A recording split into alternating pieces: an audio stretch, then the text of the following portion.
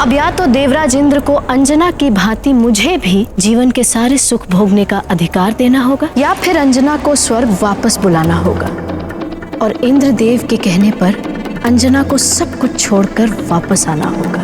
अब उर्वशी वही करेगी जो मैं चाहता हूँ। मैं छीन लूंगा उस वानर बालक हनुमान का सुरक्षा कवच। अब आगे प्रिय,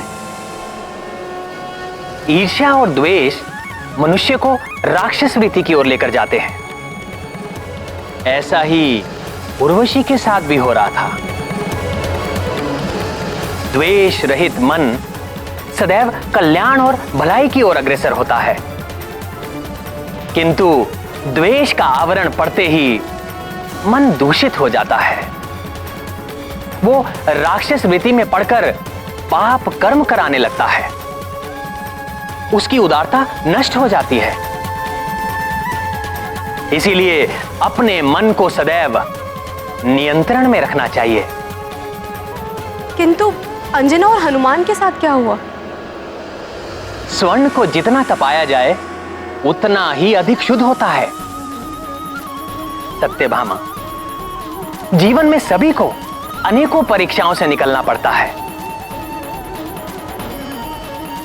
हनुमान और देवी अंजना को भी जीवन की अनेक परीक्षाओं में उतरना ही पड़ेगा प्रिय।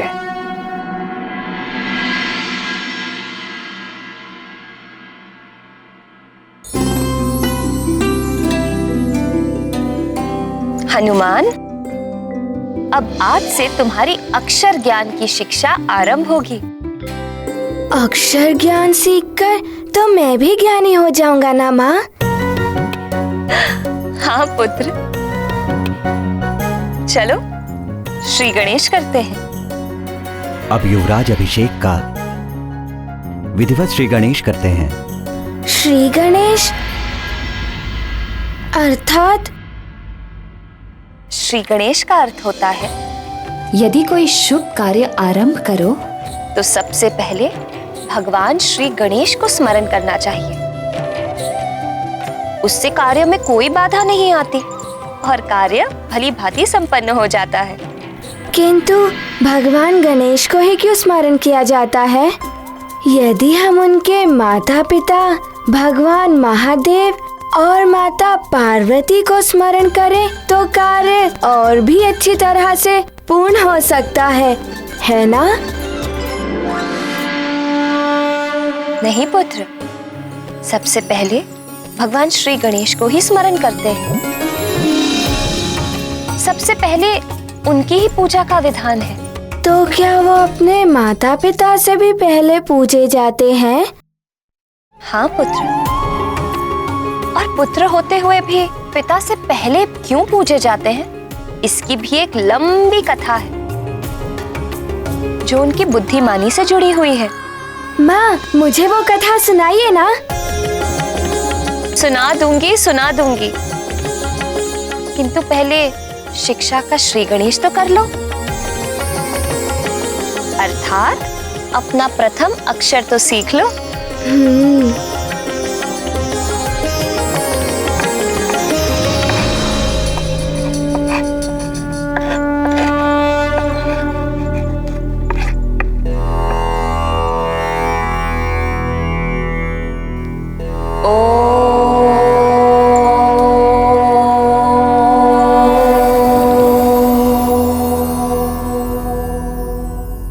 ओम ही ब्रह्मनाद है, इसी से यह सारा संसार बना है। सारा संसार? हाँ, अब तुम भी बोलो।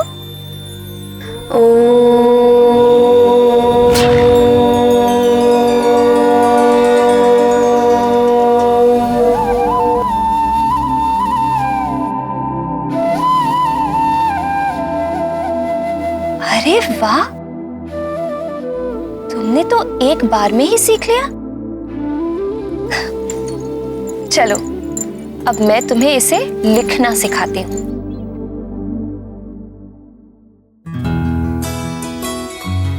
ध्यान से देखो कैसे लिखते हैं।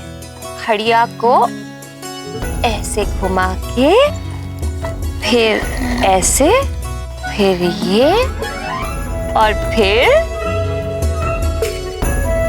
चंद्र बिंदु। ये देखो, ये हो गया ओम। ओम। अब तुम खड़िया लो।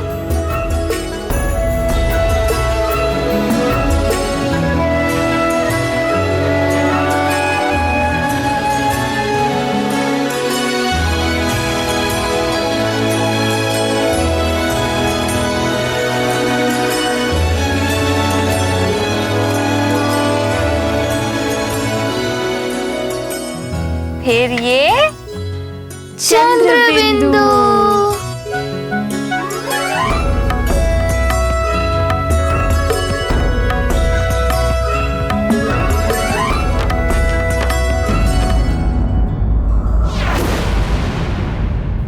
उर्वशी, क्या तुम बावली हो गई हो? कुछ भी कहे जा रही हो। मैं तो केवल आपको स्मरण करा रही हूँ देवराज कि आप अपनी एक अप्सरा को कैसे भूल गए। पुंजिक स्थला हो, मैं या अन्य कोई अप्सरा, हम सब के कार्य, कर्तव्य और अधिकार समान हैं। फिर पुंजिक स्थला को ये विशेष अधिकार क्यों मिले हुए हैं? आपको उसे मिले श्राप का स्मरण तो है ना देवराज?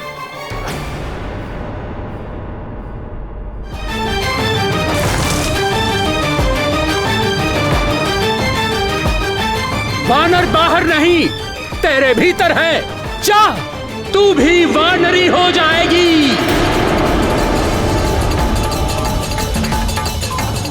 तू शोक न कर पुत्री, तुम्हें भगवान महादेव के अंश को जन्म देना होगा। उसके कुछ काल पश्चात तुम्हें अपना अप्सरा रूप पुनः प्राप्त हो जाएगा। देवराज, पुंजिक स्थला को वानर योनि में जन्म लेने का श्राप तब तक के लिए ही मिला था जब तक वो मां नहीं बन जाती। अब जब वो मां बन चुकी है तो पृथ्वीलोक पर क्यों है? आपको उसे वापस बुलाना होगा देवराज।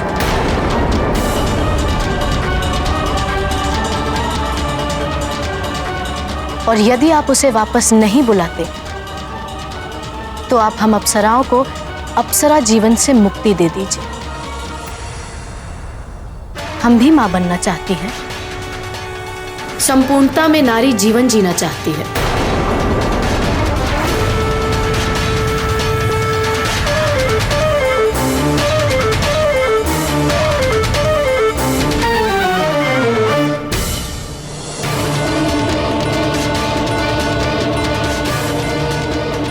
देखो उर्वशी, अपनी हट छोड़ दो।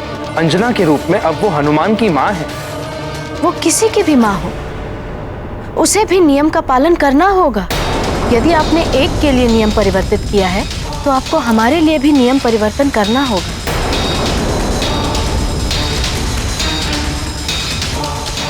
तुम्हें समस्या क्या है? क्या स्वर्ग के सारे सुख तुम्हारे लिए कम पड़ रहे हैं? नारी का सुख नारी जीवन की पूर्णता में ही होता है देवराज। या तो हमें आप उस जीवन को जीने के लिए स्वतंत्र करें या फिर पुंजिक स्थला को वापस बुलवाएं।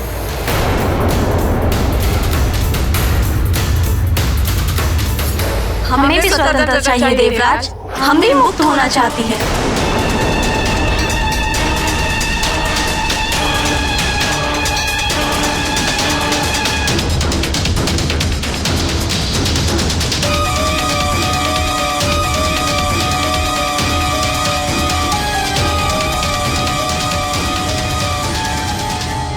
ठीक है,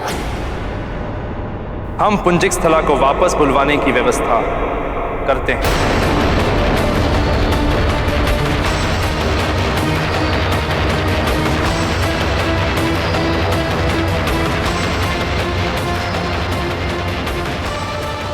उचित है देवराज। प्रणाम देवराज।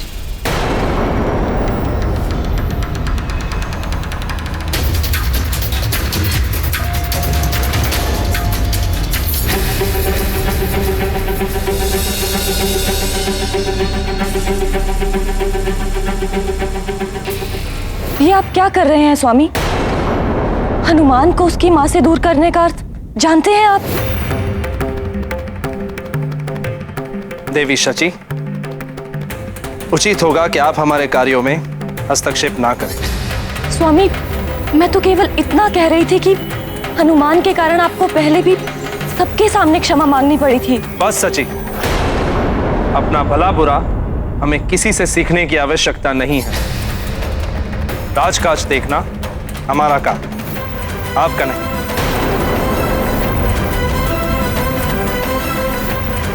आप जा सकते हैं।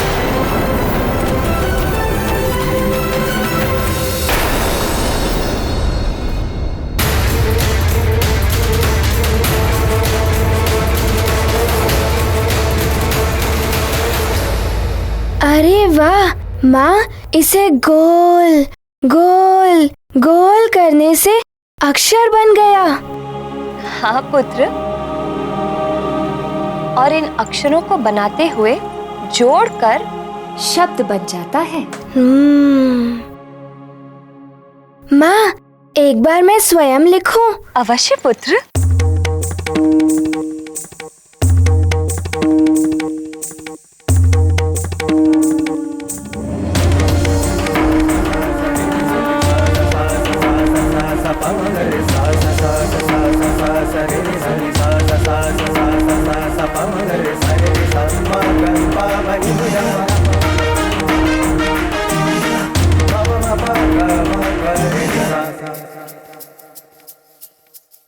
चंद्र बिंदु। ये चंद्र बिंदु।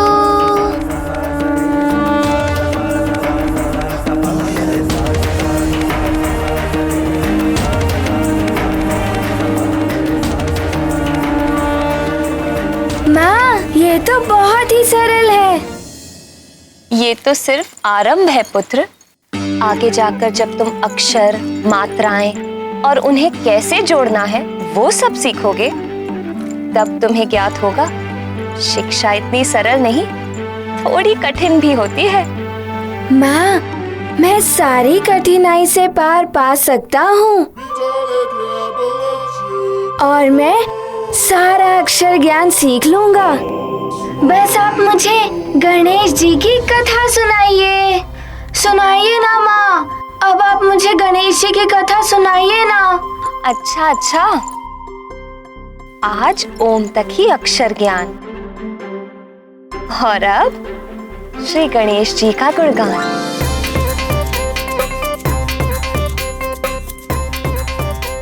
माँ, मैं रख देता हूँ।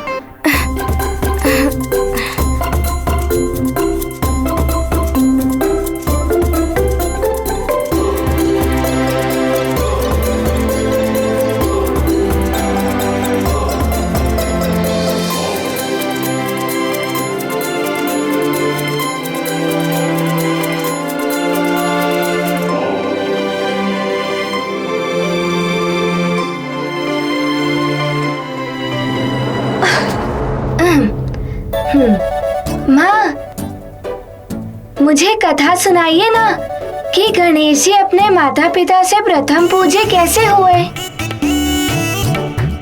सुनाइए ना माँ।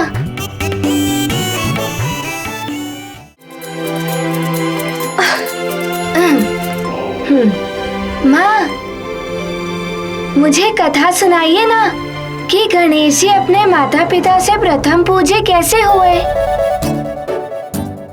सुनाइए ना माँ।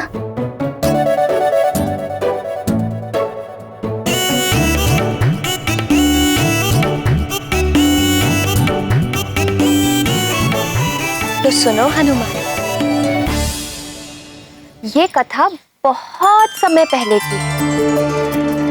एक बार सभी देवताओं में ये विवाद उत्पन्न हो गया कि उनमें सर्वश्रेष्ठ देवता कौन है, और जो देवता सर्वश्रेष्ठ होगा उसी की हर पूजा, यज्ञ और शुभ कार्य में प्रथम पूजा की जाएगी। तो सभी अपनी जगह पर सर्वश्रेष्ठ थे, और उनके इस विवाद के कारण संसार में पूजा और यज्ञ आदि सभी कार्य रुक गए थे।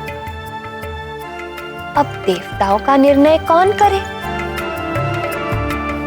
तो निर्णय कराने के लिए सभी देवता शिव जी के पास कैलाश धाम पहुंच गए।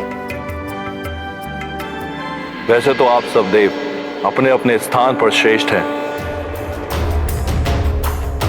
किंतु प्रथम पूजा उसी की होगी जो सर्वश्रेष्ठ होगा।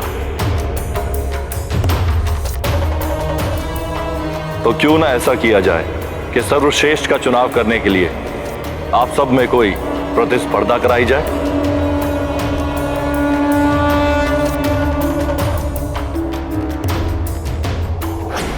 गणेश से कुछ होगा नहीं।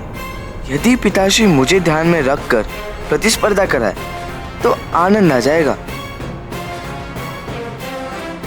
प्रतिस्पर्धा यह है कि आप सब संसार की परिक्रमा लगाएंगे और जो सबसे पहले ये परिक्रमा पूर्ण कर लेगा वही सर्वप्रथम पूजा के योग्य माना जाएगा।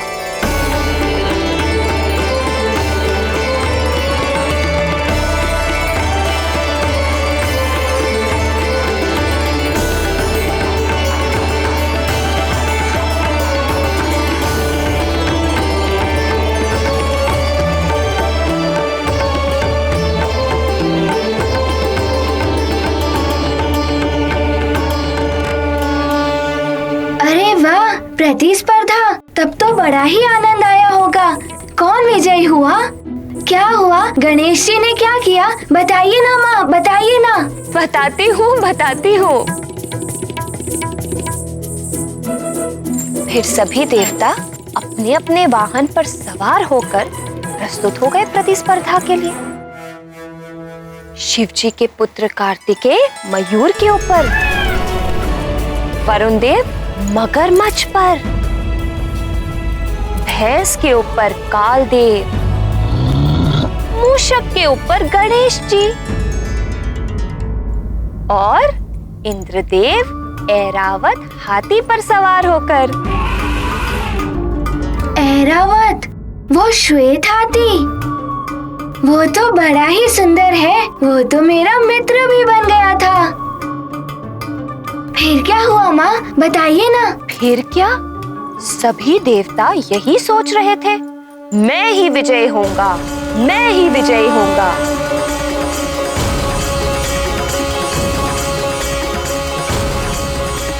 कार्तिकेय, मेरे ऐरावत जैसी गति तो किसी के भी वाहन में नहीं है।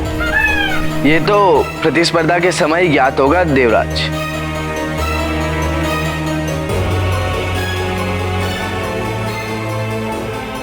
किंतु तुम्हारे भाई गजानन का क्या होगा? वो तो लगता है कि सबसे अंत में ही पूजे जाने योग्य ठहराए जाएंगे।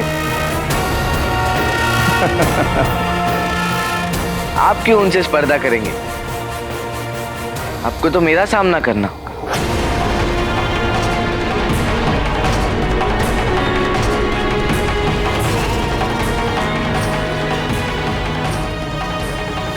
गणेश भैया, यदि आप कहें तो मैं आपका वाहन बनने को तैयार हूँ। आप अवश्य विजयी होंगे।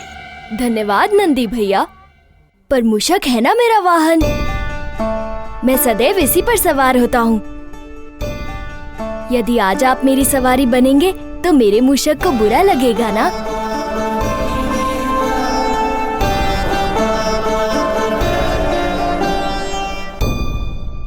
माँ, गणेश जी ने मोदक की भावना का ध्यान रखकर गणेश जी ने अच्छा तो किया, किंतु वे नंदी जी की बात मानते तो और अच्छा होता ना? नहीं पुत्र, गणपति जी ने सत्य कहा, वाहन नहीं बदलते और किसी की सहायता से स्पर्धा में विजय प्राप्त करना भी अनुचित है। ऐसी विजय का कोई अर्थ नहीं। फिर क्या हुआ माँ? तो स्पर्धा आरंभ की जाए। हाँ महादेव। याद रहे, संसार की परिक्रमा लगानी है आप सभी को। जी पिताश्री। अवश्य महादेव। आप स्पर्धा आरंभ करने का संकेत दीजिए। हम सब तैयार हैं। नंदी, जो आज्ञा प्रभु।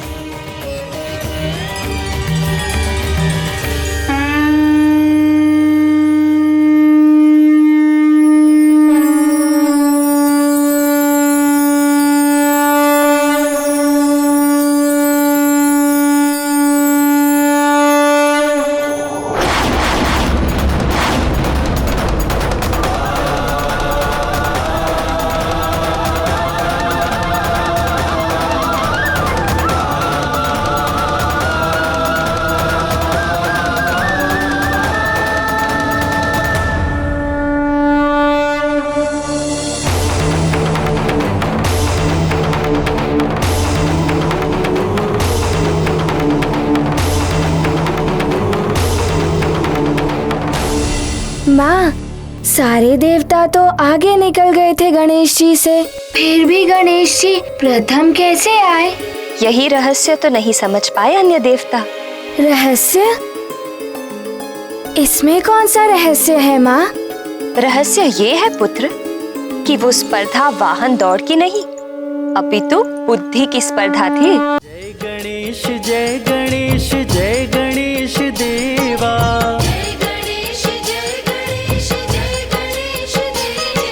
माता जाकी